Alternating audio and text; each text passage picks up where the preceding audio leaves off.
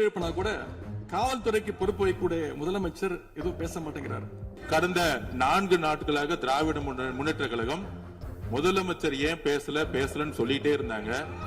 இன்னைக்கு பேச ஆரம்பிச்ச உடனே எதற்காக முதலமைச்சருடைய பேச்ச இவங்க குறுக்கிறாங்கன்னு தெரியல. மரபு இருக்கிறது, எப்போது வேணும் பாயிண்ட் ஆஃப் ஆர்டர் இருக்கலாம். இருந்தாலும் கூட நீங்க அந்த மரபை நீங்க கடைபிடித்தீங்களா உங்க ஆட்சியில?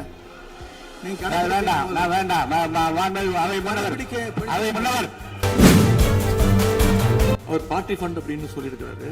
ஒரு அமைச்சர் அந்த பார்ட்டி ஃபண்ட் எந்த பார்ட்டின்னு கூட சொல்ல தைரியம் தான் சொல்லுங்க. மக்கள் பணத்திலிருந்து ஒரு பைசா கூட தொடமாட்டோம், தொடவும் விடமாட்டோம், தொட்டா விடமாட்டோம், இதுக்கு முன்னாடி தொட்டவங்களையும் விடமாட்டோம். இப்ப புதுசா ஒரு வெப்பன் ஒண்ணு கொண்டு வந்திருக்காங்க. அது என்ன தெரியுமா? அவங்க தயவால தான் நம்ம ஆட்சி நடக்குதாம். மக்கள் தயவால இந்த ஆட்சி நடந்துகிட்டு இருக்கு. ஊர்ல ஒரு பெரியவர் வெயில் ரொம்ப ஜாஸ்தியா இருக்குன்னு சொல்லிட்டு கண்ணுக்கு மேல கை வச்சுக்கிட்டு இப்படி சுத்தி முத்தி தேடிக்கிட்டு இருந்தாராம். அப்போ கூட இருந்த ஒரு சின்ன பையன் என்ன தேடுறீங்க அப்படின்னு கேட்டாராம். அதுக்கு அந்த பெரியவர் சொன்னாரா, அது ஒண்ணு இல்ல தம்பி, உங்க அப்பா இங்கதான் இருப்பாருன்னு சொன்னாங்க, அதான் தேடிக்கிட்டு இருக்கேன். எங்க உங்க அப்பாவையா காணோம்?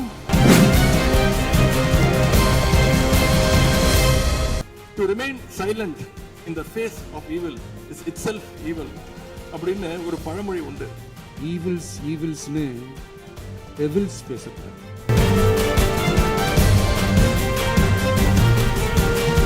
5 நிமிஷம் பேசுனதுக்கே கொலத்தூரி இந்த ஆட்டம் ஆயிடுச்சு. பேசுனா அப்புறம் என்ன பண்றது? எல்லாரும் போயிட்டாங்க. பர்மிஷன் பண்ணலாமா? இப்பவும் பண்ணலாம், ஒன்றும் தப்பு இல்லை. ஒரு 2-3 முறை தான் அவரு பேசும்போது மினிஸ்டர்கள் நின்னாங்க. ஆனா இன்னைக்கு மாண்புமிகு முதலமைச்சருடைய முதல் உரை, கடந்த 4 நாட்களாக திராவிட முன்னேற்ற கழகம் முதலமைச்சர் ஏன் பேசலன்னு சொல்லிட்டே இருந்தாங்க. இன்னைக்கு பேச ஆரம்பிச்ச உடனே அவர் சொன்ன வார்த்தை பார்ட்டி ஃபண்ட் சொன்னார். எந்த பார்ட்டின்னு சொல்ல. ஆனா அந்த வார்த்தைகள் சொல்லி முடிஞ்ச உடனே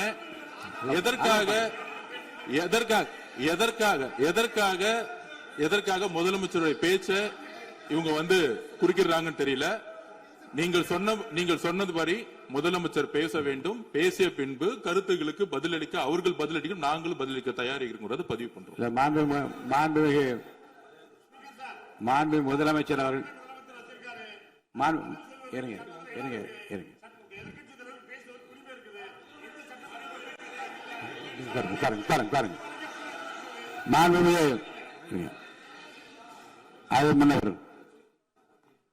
மரபு இருக்கிறது, எப்போது வேணும் பாயிண்ட் ஆஃப் ஆர்டர் இருக்கலாம். இருந்தாலும் கூட நீங்க அந்த மரபை நீங்க கடைபிடித்தீங்களா உங்க ஆட்சியில?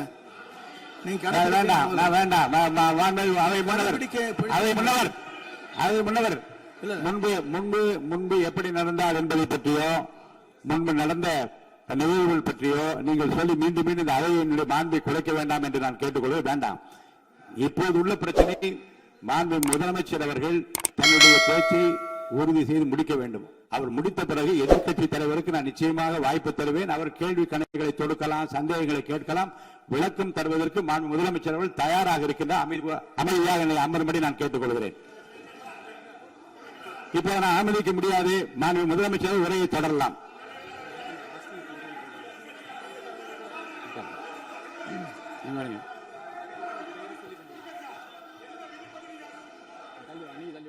மாண்புமிகு உறுப்பினர் ஆஸ்டின் உங்க இடத்துல போய் உட்காருங்க.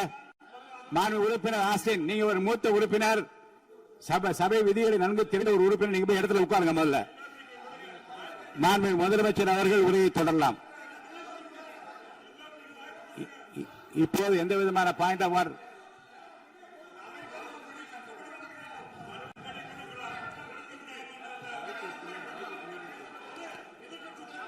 நான் வாய்ப்பு இல்லை என்று சொன்னால் நீ எழுந்து நிற்பதில் நியாயம் இருக்கிறது. உட்காருங்க. வாய்ப்பு உறுதியாக எதிர்க்கட்சி தலைவருக்கு பாயிண்ட் ஆஃப் ஆர்டர் மட்டுமல்ல, உட்கார்ந்து அவர் பேசிய பேச்சுக்களை என்னென்ன இருங்க, என்ன என்ன என்ன என்ன என்ன உங்களுக்கு சந்தேகம் இருக்கிறதோ, வினாக்கள் இருக்கிறதோ அதை நீங்க கேட்கலாம். அவர் பதில் சொல்வதற்கு தயாராக இருக்கிறார். பேசி முடிக்கின்ற வரை அமைதி காக்கும்படி உங்களை நான் கேட்டுக்கொள்கிறேன். மாண்புமிகு எதிர்க்கட்சி தலைவர் முழு ஒத்துழைப்பை நீங்கள் தர வேண்டும் என்று நான் எதிர்பார்க்கிறேன்.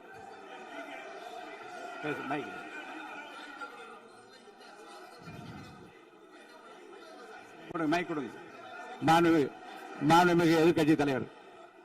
பேரவைத் தலைவர் அவர்களே, நீங்க உட்காருங்க. நேற்று நான் பேசும்போது சில அமைச்சர்கள் குறுக்கிட்டு பேசினாங்க, அதற்கு நீங்க அனுமதி கொடுத்தீங்க. அதே மாதிரி இன்னைக்கு முதலமைச்சர் பேசும்போது சில வார்த்தைகள், தவறான வார்த்தைகள் பேசுறாரு.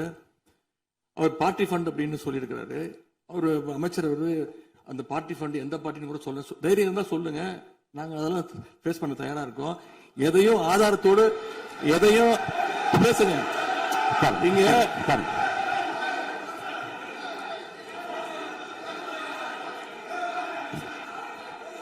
அது மாதிரி பேரவைத் தலைவர் அவர்களே, நேற்று நான் பேசி முடிஞ்சோடனே நீங்க அவை முடிஞ்சிருச்சுன்னு சொல்லிட்டீங்க. நாங்கெல்லாம் வீட்டுக்கு போயிட்டோம். வீட்டுக்கு போய் டிவி போட்டு பார்த்தா அங்க இன்னொரு அமைச்சர் இன்னும் பதில் சொல்லிட்டே இருந்திருக்கிறாரு. அதற்கெல்லாம் நாங்க இப்ப என்ன பதில் இது, என்ன மரபு இது? நீங்க இப்ப பேசிக்கிட்டே இருப்பீங்களா? நாங்க அதை பார்த்துக்கிட்டே இருக்கணுமா? அதே மாதிரி இன்னைக்கு முதலமைச்சர் அவர்கள் பேசும்போது நாங்களும் அமைதியா கேட்டுட்டு தான் இருந்தோம். ஆனா சில கருத்துக்கள் அவர் பேசும்போது அதை நாங்க அனுமதிக்க முடியாது. ஆதாரத்தோடு ஏதாவது பேசணும்னா, குற்றச்சாட்டுகள் சொல்லும் போது ஆதாரத்தோடு சொன்னீங்கன்னா அதை நாங்க ப்ரூவ் பண்றதுக்கு தயாராக இருக்கு. மாண்புமிகு உறுப்பினர் அவர்கள் இருங்க. நேற்று மாண்புமிகு எதிர்க்கட்சி தலைவர்கள் பேசியதும் மாண்புமிகு பொதுப்பணித் தலைவர்கள் பேசியதும் ஆதாரம் இல்லாமல் பேசக்கூடாது என்று நான் சொன்னேன். ஆய்வு செய்து நீக்கப்பட வேண்டியது நீக்கும் என்று சொன்னேன். இப்போது மாண்புமிகு முதல்வர் அவர்கள் பேசி முடிக்கட்டும். நீங்கள் கூறிய கருத்துப்படி அதில் ஆதாரங்கள் இல்லாத குறிப்பாக இருந்தால் அதை நீக்குவதற்குரிய உரிமை எனக்கு இருக்கிறது. ஆய்வு செய்து நான் நடவடிக்கை எடுப்பேன். இப்போது மாண்புமிகு முதலமைச்சர் அவர்கள் பேசலாம். இந்த டாஸ்மாக் மாதிரியே பல டிபார்ட்மெண்ட்லயும் மறுபடியும் சொல்றேன், கட்சி நிதின்ற பேர்ல அடிச்ச கொள்ளைய ஒன்னா கவர்மெண்டோட கஜானாக்குள்ளேயே கொண்டு சேர்த்துக்கிட்டே இருக்கிறாங்க. இப்பவும் சொல்றேன், மக்கள் பணத்துல இருந்து ஒரு பைசா கூட தொடமாட்டோம், தொடவும் விடமாட்டோம், தொட்டா விடமாட்டோம். இதுக்கு முன்னாடி தொட்டவங்களையும் விடமாட்டோம்.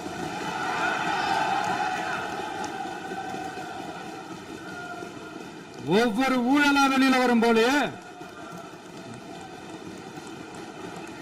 ஒவ்வொரு வேஷமா கலைஞ்சிரும் போலே,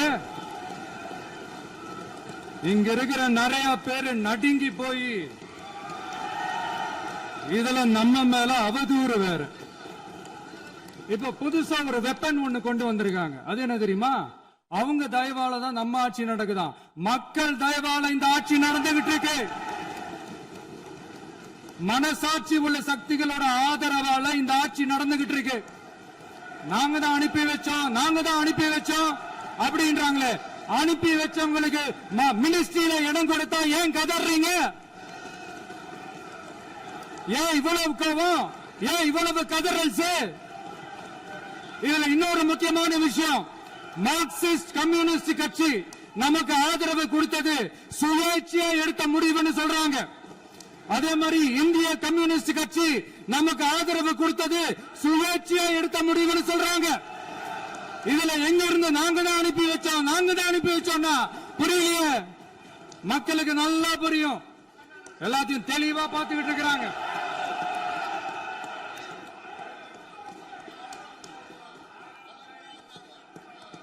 முதலமைச்சர் கண்டினியூ பண்ணலாம். மாண்புமிகு முதலமைச்சர்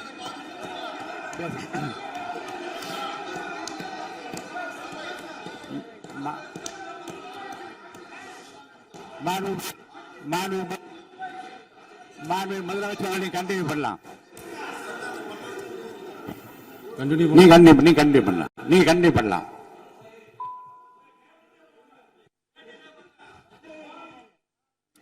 இந்த சமூக நீதி அரசுன்னு சொல்றவங்களை பார்த்து கேட்கிறேன், நம்ம பட்டியலின சகோதரர்களுக்கு எத்தனை அமைச்சர் பதவி கொடுத்தீங்கன்னு கொஞ்சம் சொல்ல முடியுமா?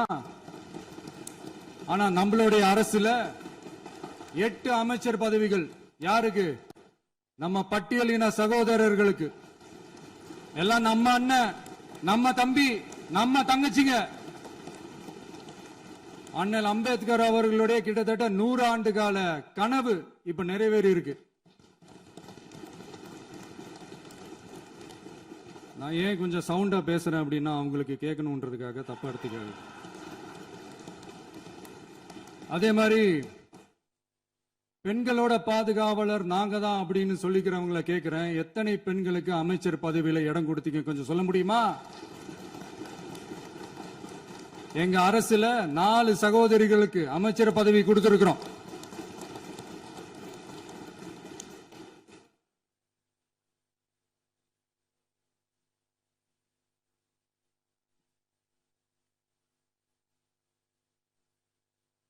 அதனால மக்களால் நிராகரிக்கப்பட்டு மக்களால் அகற்றப்பட்டவங்களுக்கு ஒன்னே ஒன்னு சொல்லிக்கிறோம், தப்பே செய்ய மாட்டோம், ஊழலே செய்ய மாட்டோம், நேர்மையா தான் இருப்போம், நியாயமா தான் இருப்போம் அப்படின்னு சொல்றவங்களால மட்டும்தான் கூட்டணி ஆட்சி அமைக்க முன் வரும். ஆட்சியிலையும் பங்கு அதிகாரத்திலையும் பங்கு கொடுக்க முன் வரும். ஊழல்லையே ஊறி போனவங்களால இந்த கூட்டணி ஆட்சியோ ஆட்சியிலையும் பங்கு அதிகாரத்திலையும் பங்கு கொடுக்க முன் வராது. மெஜாரிட்டி இருந்தாலும் தரமாட்டாங்க, மெஜாரிட்டி இல்லைனாலும் தரமாட்டாங்க. கேட்டா ரெடிமேடா ஒரு பதில் ஒண்ணு வச்சிருப்பாங்க, கூட்டணி ஆட்சியை மக்கள் விரும்ப மாட்டாங்கன்னு. அதே மக்கள் தான் இப்ப அவங்கள பார்த்து சிரிக்கிறாங்க. நான் பதவி ஏத்த அன்னைக்கு கொஞ்சம் டைம் அவகாசம் கேட்டேன். எதுக்கு கேட்டேன்? நிதி நிலைமைலாம் கொஞ்சம் மோசமா இருக்குது, அதெல்லாம் கொஞ்சம் சரி செஞ்சுக்கிட்டு படிப்படியா கொஞ்சம் கொஞ்சமா நான் கொடுத்த வாக்குறுதிகள்லாம் செயல்படுத்துவேன், அதுக்காக கொஞ்சம் டைம் அவகாசம் கேட்டேன்.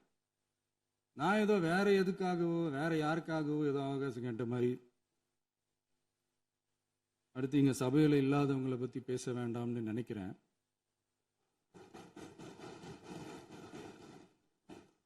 இங்க நம்மளை பத்தி அவதூறு பரப்புறதோட மட்டும் இல்லாம இப்ப நம்ம மக்கள் மேலேயும் அவதூறு பரப்ப ஆரம்பிச்சிட்டாங்க. மக்கள் நமக்கு ஓட்டு போட்டது தப்பா, குடும்பம் குடும்பமா நமக்கு ஆதரிச்சது தப்பா. இது இப்ப இல்ல, நான் சொல்றது எம்ஜிஆர் அவர்கள் காலத்திலிருந்தே. அப்பவே அவர் ஜெயிச்சப்போ அதே மக்களை தப்பு தப்பா பேசுறது. மக்கள் என்ன பண்ணிட்டாங்க, எம்ஜிஆர் என்ன பண்ணிட்டாரு, எம்ஜிஆர் என்ன இது பண்ணிட்டாரு. 50 வருஷமா ஒரே டெக்னிக்கா.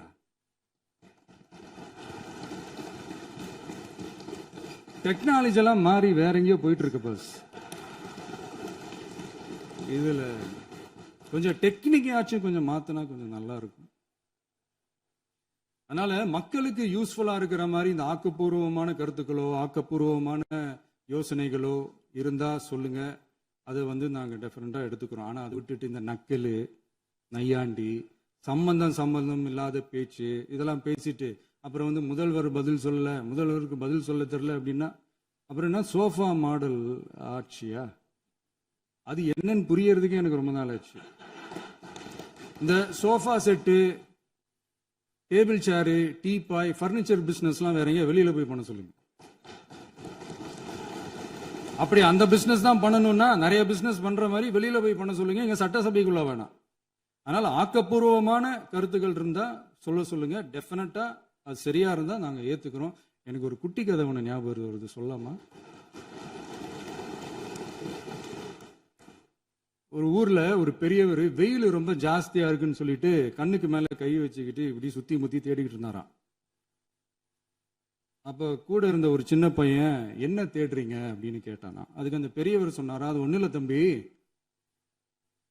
உங்க அப்பா இங்கதான் இருப்பாருன்னு சொன்னாங்க, அதான் தேடிக்கிட்டு இருக்கேன், எங்க உங்க அப்பாவையா காணோம்?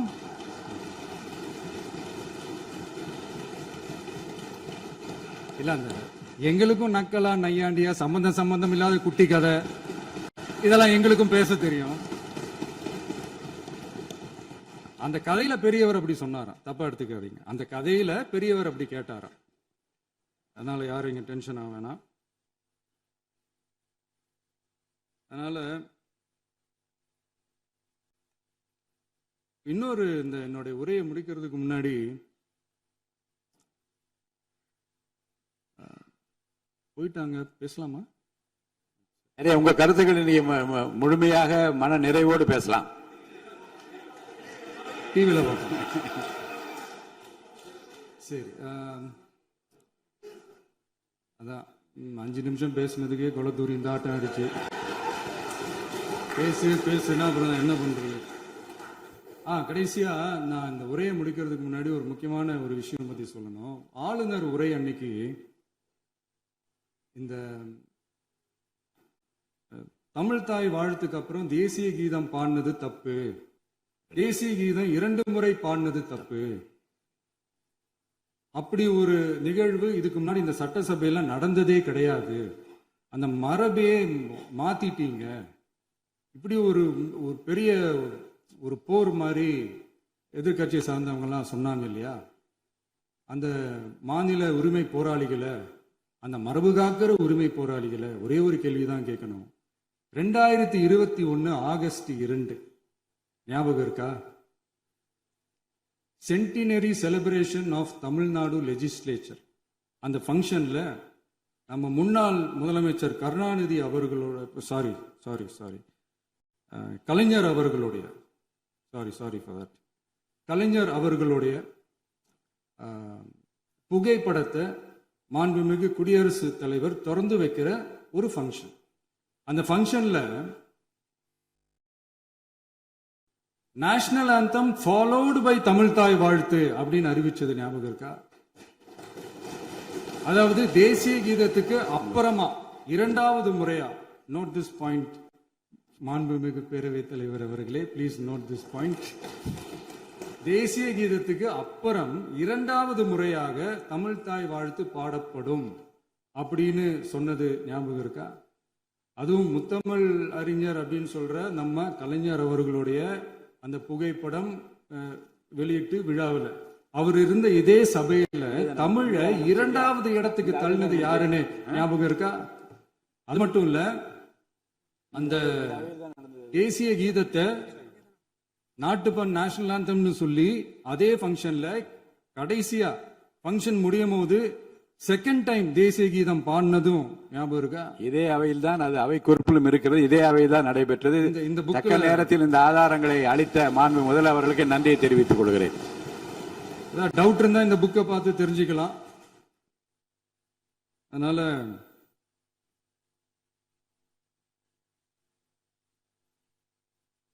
இதெல்லாம் கேட்டா என்ன சொல்லுவாங்கன்னா, அது ஜனாதிபதி கலந்துகிட்ட ஃபங்க்ஷன், அதெல்லாம் அப்படிதான், அதெல்லாம் கண்டுக்க கூடாது அப்படின்னு சொல்லுவாங்க. இதே மாதிரிதான் பேசுறது ஒண்ணு, செய்யறது ஒண்ணு, பேசுறது ஒண்ணு. இதெல்லாம் மக்கள் பார்த்துக்கிட்டு இருக்காங்க. எலெக்ஷனுக்கு முன்னாடி தான் அப்படி செஞ்சுக்கிட்டு இருந்தாங்க, இப்போ எலெக்ஷனுக்கு அப்புறம் அதே தான் செய்யறாங்க. இந்த விஜயையும் சாமானியர்களின் உண்மையான சமூக நீதி அரசையும் அவமானப்படுத்துறதுக்கு தான் அவங்களோட அந்த பொலிட்டிக்கல் சீனியாரிட்டி அது பயன்படுத்துது போல. சரி, செய்யட்டும், நல்லா செய்யட்டும். இப்போ ஆனாலும் நம்மளுடைய மாநில உரிமை, மொழி உரிமை, உத்தம உத்தரர் போல வேஷம் போடுற எதிர்கட்சிக்கு ஒன்றை மட்டும் ஆணித்தரமாக சொல்றோம். உங்களை மாதிரி தமிழ்னு சொல்லிக்கிட்டு, மொழி, பண்பாடு, கலாச்சாரம்னு சொல்லிக்கிட்டு ரெட்டை வேஷம் போடுறவங்க நாங்க கிடையாது. உலகெங்கும் வாழும் என் தமிழ் சொந்தங்களுக்கு நம்முடைய உத்தரவாதம் தமிழ் தான் எங்க உயிர் நாடி அப்படின்றத மறக்க மாட்டோம். இப்பவும் சொல்றோம், மாநில உரிமையில எப்பவும் உறுதியா இருப்போம். அதே சமயத்துல அரசியல் வேற, ஒன்றிய மாநில அரசுகளுக்கு இடையே இருக்கிற நிர்வாக அணுகுமுறை வேற. இதுல நாங்க ரொம்ப தெளிவா இருக்கிறோம். அதனால எங்களுக்கு பாடம் எடுக்கிறதா நினைச்சுக்கிட்டு உங்க வேஷத்தை நீங்களே கொஞ்சம் கொஞ்சமா கலைச்சுக்கிட்டே வர்றீங்க, மறந்துடாதீங்க. அப்புறம் நேத்து எதிர்கட்சி தலைவர், மாண்புமிகு எதிர்கட்சி தலைவர் பேசும்போது நிறைய பேசினாங்க. அதுல ஒண்ணு மட்டும் அரசு சொல்றதா நினைச்சுக்கிட்டு நம்மளை இன்டைரக்டா ஈவில் அப்படின்ற அந்த வார்த்தையை யூஸ் பண்ணாங்க. எனக்கு ஒண்ணுதான் சொல்லணும்னு தோணுது. ஈவில்ஸ்னு டெவில்ஸ் பேசக்கூடாது.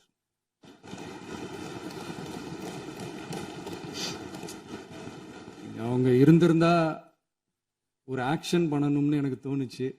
எல்லாரும் போயிட்டாங்க. பர்மிஷன் பண்ணலாமா? இப்பவும் பண்ணலாம், ஒன்றும் தப்பு இல்லை.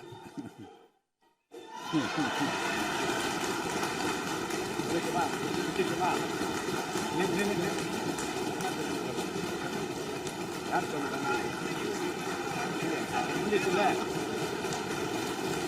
எழுந்து சொல்லுங்க, உட்காந்து சொல்லட்டுமா?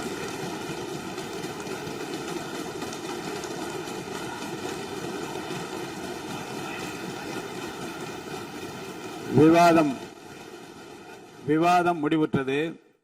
மாண்புமிகு உறுப்பினர்கள் முன்மொழிந்த திருத்தங்கள் வலியுறுத்தப்படுகின்றனவா என்று அறிய விரும்புகிறேன். மாண்புமிகு உறுப்பினர்கள் முன்மொழிந்த திருத்தங்கள் அனைத்தும் பேரவையின் அனுமதியில் திரும்ப பெறப்படுகின்றன. 2026 ஆண்டு ஜூன் திங்கள் 18ஆம் நாளன்று சட்டமன்ற பேரவைக்கு மாண்புமிகு ஆளுநர் அவர்கள் ஓந்தளித்த பெருரைக்கு தமிழ்நாடு சட்டமன்ற பேரவை உறுப்பினர்கள் பெரிதும் நன்றி உடையவர்களாவர் என்று மாண்புமிகு பேரவை துணைத் தலைவர் திரு மு ரவிசங்கர் அவர்களால் 19/6/2026 நாளன்று முன்மொழியப்பட்ட தீர்மானம் பேரவையின் முடிவுக்கு விடப்படுகிறது. ஏற்போர் ஆம் என்க, மறுப்போர் இல்லை என்க. ஏற்போரே அதிகம் என்று கருதுகிறேன். ஏற்போரே அதிகம். தீர்மானம் நிறைவேறியது.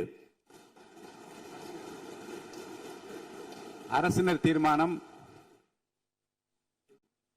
பேரவை மீண்டும் கூடும் நாள் குறிப்பிடப்படாமல் ஒத்திவைக்கப்பெறும் தீர்மானம். மாண்புமிகு பேரவை முன்னவர் அவர்கள்.